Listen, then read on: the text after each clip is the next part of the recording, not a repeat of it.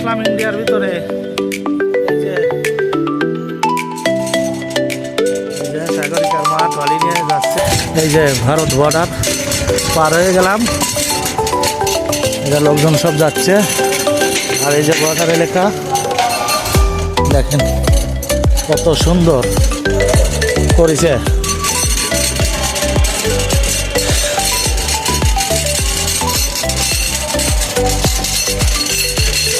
অনেকে অনেক কথা বলতে পারে, অনেক কষ্ট দিছি অনেক রে, সবাই যেন ক্ষমা করে। চলে আসলাম।